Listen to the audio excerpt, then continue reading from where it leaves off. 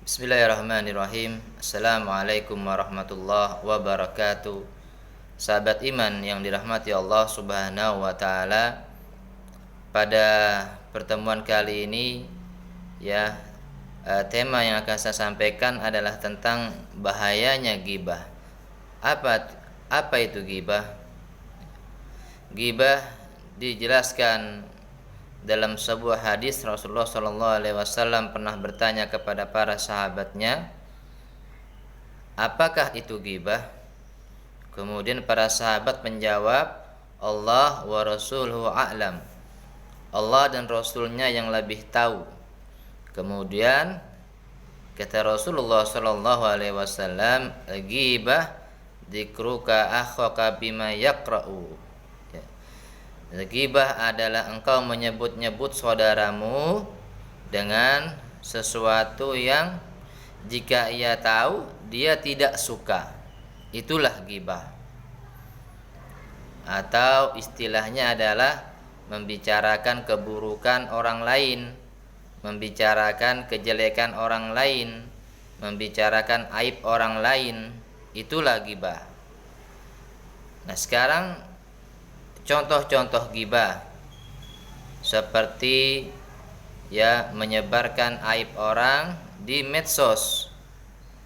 Misalkan dia seorang yang playboy, disebarkan.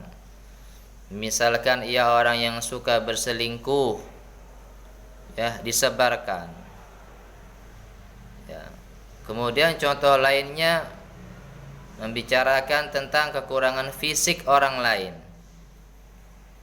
Badannya yang kurus, dibilang itu paling kena angin aja udah jatuh itu, atau itu badannya kurus dia itu, tinggal tulang sama kulit saja itu. Atau kondisi bibirnya atau hidungnya dibilang doer, dibilang pesek, atau kakinya yang cacat dibilang pincang. Maka ini semua masuk ke dalam kategori ghibah. Sekarang apakah dampak atau akibat dari perbuatan ghibah ini?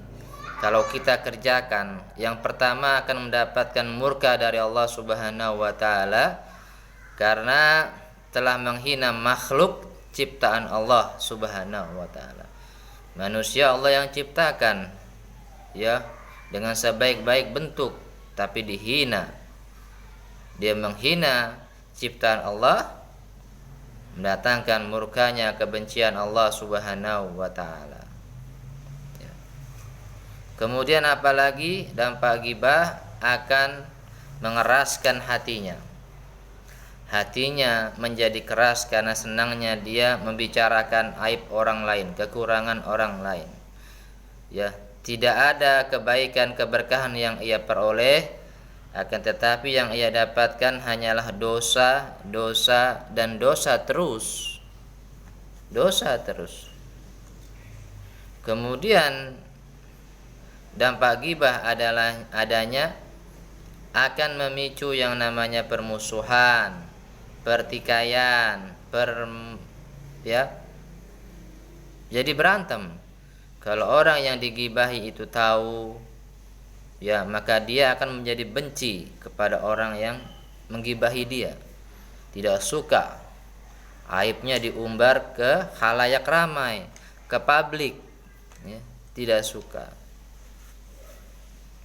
Kemudian yang terakhir, pahala amal soleh orang-orang yang menggibahi dia, pahala sholatnya, puasanya, ngajinya, zikirnya, akan dipindah kepada orang-orang yang dia gibahi. Maka dia menjadi orang yang bangkrut, karena kehilangan amal soleh yang senantiasa ia kerjakan. Oleh karena itu, hindarilah yang namanya ghibah. Hindarilah yang namanya ghibah. Semoga ada manfaatnya. Wassalamualaikum warahmatullahi wabarakatuh.